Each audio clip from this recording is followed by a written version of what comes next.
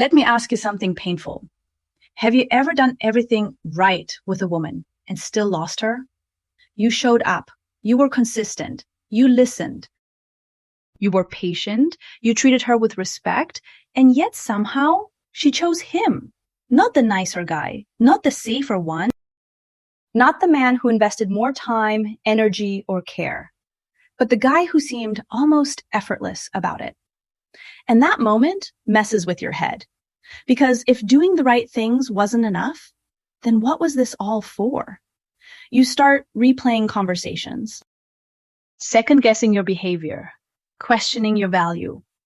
Was I not attractive enough? Did I say something wrong? Was I too much or somehow not enough? Here's the brutal truth most men never get told. She didn't choose him because he was better than you. She chose him because he activated something in her that you didn't. And before your ego pushes back, hear this clearly. This is not about blaming women, and it's not about shaming men. This is about understanding how attraction actually works. Because attraction is not logical. It's not moral. It's not fair. Attraction is neurological, emotional, and directional. And once you see that, you stop taking rejection personally and start seeing patterns instead. Let me show you the first one. Point number 1. You were trying to be chosen. He was choosing. This is where everything quietly flipped. You were showing up hoping she'd pick you. He was showing up already picking his life and inviting her into it. That difference seems subtle, but psychologically it's massive. Attraction flows towards certainty. The moment a man starts asking, am I enough? Am I doing this right? Do you still like me? He drops into a lower position. Not socially, but energetically. Think about it. When you constantly check in with, are you okay? Did I do something wrong? Should I do more? What you're really saying is, my emotional stability depends on your approval. Now compare that to a man who lives his life with direction. He doesn't ask for permission to exist. He doesn't negotiate his value. He moves forward, with or without validation. That doesn't make him careless, it makes him anchored. Here's a real-world example. You text her after a date. Hey, I just wanted to make sure you got home safe. Also, I hope I didn't say anything weird earlier. I've been thinking about that joke I made. Meanwhile, he texts, good seeing you. I'm heading into a busy week. Talk soon. Notice the difference? One is asking to be evaluated. The other is stating direction. One is auditioning, the other is selecting. And the uncomfortable truth is this. Most women don't want to decide your worth. They want to respond to it. When you try to be chosen, you subconsciously communicate uncertainty. When a man chooses his path first, she feels safe reacting to him, not managing him. This is why neediness repels even when intentions are pure, not because caring is wrong, but because lack of direction kills polarity. And that leads us directly to the next point. Point number 2. You offered comfort, he offered tension. This is where a lot of good men get confused. You think, I made her feel safe. Isn't that what matters?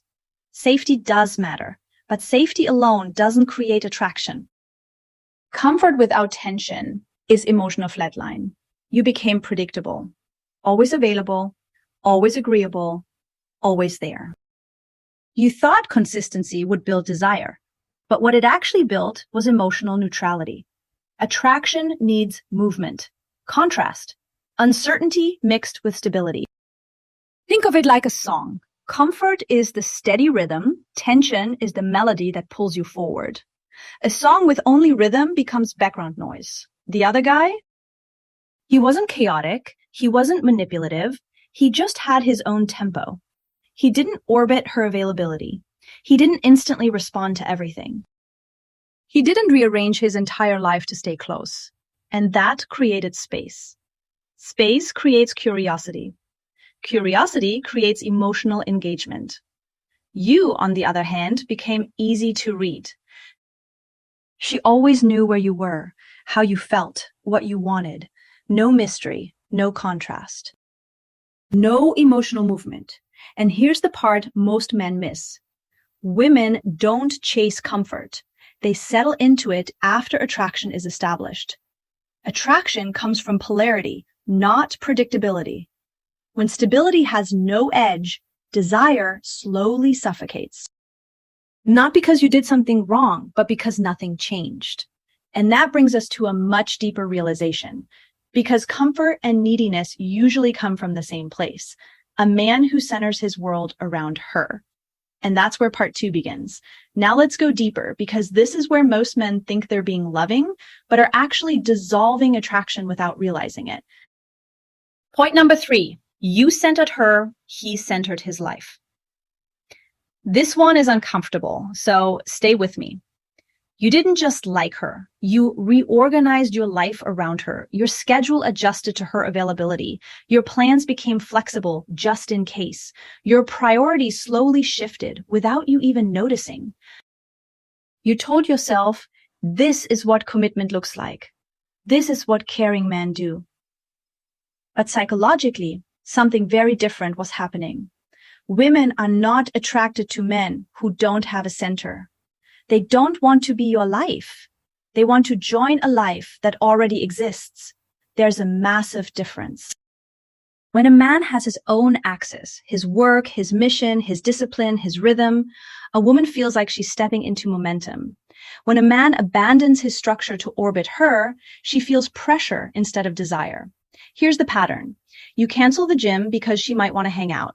You skip your plans because she had a bad day. You move your goals to the background to make space for her emotions. Meanwhile, he doesn't. Not because he doesn't care, but because his life doesn't collapse around her moods. He invites her into his world. He doesn't reshape his world to keep her. And here's the hard truth. When you center a woman, you remove polarity. You become responsive instead of directive. You become available instead of grounded. You become present, but not anchored. And attraction quietly fades when there's no spine to lean against. Which leads us to the next mistake. Point number 4. You explained yourself, he let his actions speak. This one destroys attraction faster than almost anything else. You explained your intentions, your feelings, your fears, your motivations. You thought transparency would build connection, but what it often communicates is self-doubt. Overexplaining is not clarity. It's insecurity looking for reassurance. Every time you said, I just want you to understand why I reacted that way. I didn't mean it like that. I was just feeling. I hope this doesn't change how you see me. You were unconsciously asking her to stabilize you. And that flips the dynamic. Strong attraction flows toward men whose actions are coherent enough that they don't need justification. The other guy? He didn't narrate his inner world. He didn't defend his boundaries. He didn't explain his absence. He acted consistently and let reality speak.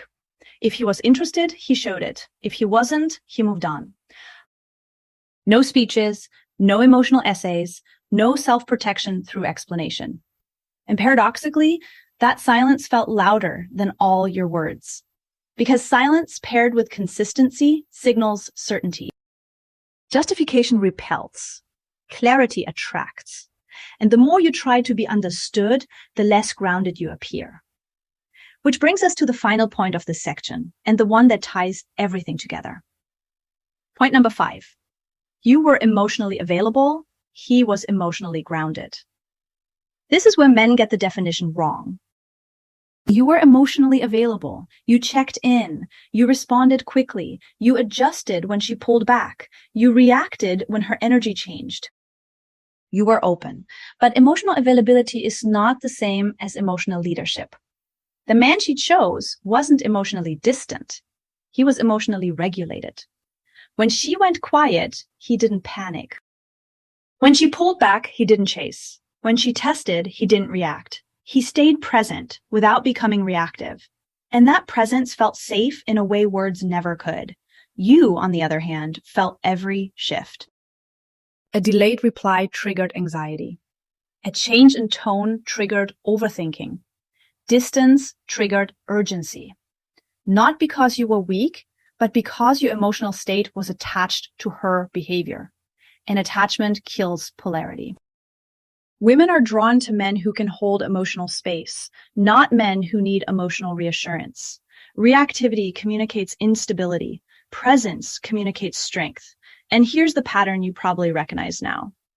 Traverse in when she leaned out. You chased clarity when she created distance. You tried harder when attraction required less effort. And none of it worked. Because attraction doesn't respond to emotional intensity. It responds to emotional grounding. Now, everything we've covered so far leads to one brutal realization. This is the part most men don't want to hear. And once you hear it, you won't be able to unsee it. That's where part 3 begins. Now comes the moment that changes how you see everything. This is the part that stings. Not because it's cruel, but because it's accurate. Here's the truth most men don't want to hear. She didn't leave because you weren't enough. She left because you made her the center of your life. And when a woman becomes your purpose, she stops seeing you as a man and starts seeing you as emotional furniture. Something that's always there. Something predictable. Something useful, but no longer exciting. Read that again. Not because you were bad, not because you lacked value, but because you surrendered your direction. And attraction cannot survive in that environment. This is where ego gets confused. You think, if I give more, she'll feel safer. If I stay consistent, she'll choose me. If I prove my loyalty, desire will follow. But attraction doesn't reward effort. It responds to who you are becoming. And that's the misunderstanding that traps good men. Let's clear this up once and for all. Being good does not guarantee being chosen. Effort does not create attraction. Consistency does not equal desire. Those things matter, but only after attraction exists. Attraction is not built by giving. It's built by presence, polarity, and momentum. The man she chose wasn't trying harder. He wasn't chasing approval. He wasn't performing emotional labor. He was simply moving forward, and she reacted to that movement. That's why rejection hurts so much. Not because you lost her, but because you believed the wrong equation. You believed good behavior plus effort equals love.